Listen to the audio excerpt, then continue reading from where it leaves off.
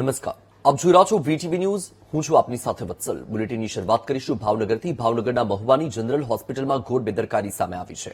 કરોડોના ખર્ચે થયેલા રિનોવેશનની એક વર્ષમાં જ પોલ ખુલી. ચિલ્ડ્રન વોર્ડમાં દર્દીના બેડ પર તૂટી પડી દિવાલની ટાઇલ્સ. રિનોવેશનના એક વર્ષમાં જ હોસ્પિટલમાં ભ્રષ્ટાચારના પોપડા ઉખડ્યા. સદનસીબે બેડ પર કોઈ દર્દી ન હોવાથી દુર્ઘટના ટળી. અગાઉ પણ હોસ્પિટલમાં છત પરથી પંખા પડવાની ઘટના બની હતી. હોસ્પિટલના નબળા બાંધકામથી જનતામાં ભારે આક્રોશ છે. રિનોવેશનની કામગીરી પર સવાલ ઉઠ્યા. તો આ દ્રશ્ય તમારી ટીવી સ્ક્રીન પર તમે જોઈ રહ્યા છો ભાવનગરના મહુવાની જનરલ હોસ્પિટલના છે અને અહીં ઘોર બેદરકારી તમે જુઓ. રિનોવેશન કર્યું, હજુ તો એક વર્ષ થયું છે અને એક વર્ષની અંદર ફરીથી શું પરિસ્થિતિ થઈ હોસ્પિટલની.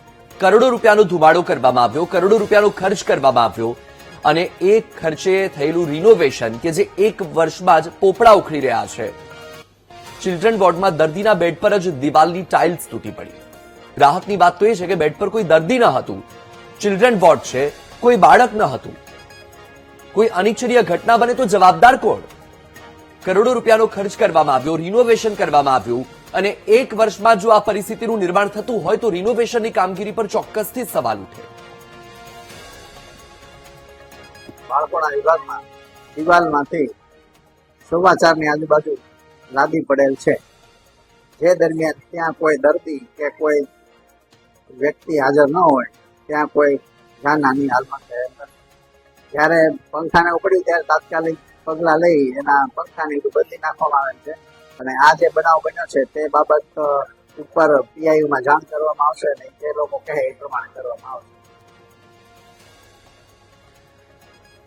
તો આ દ્રશ્ય તમે જુઓ. અગાઉ પણ આ જ પ્રકારની ઘટના બની ચૂકી છે. પંખો પડ્યો હતો, હવે ટાઇલ્સ પડી.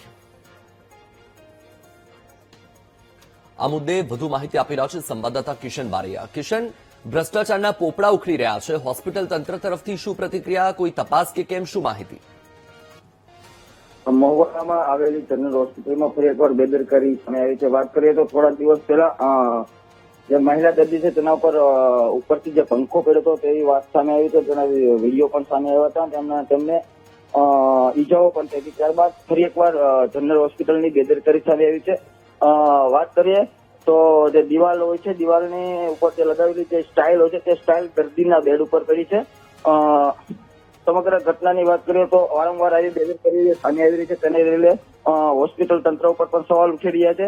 એક વર્ષ પણ થયું નથી જ્યાં કંઈક ને કંઈક કોન્ટ્રાક્ટર દ્વારા ભ્રષ્ટાચાર કર્યા હોવાનું જે બૂ છે તે પણ સામે આવી રહી છે. જી, માહિતી બદલ આભાર કિશન.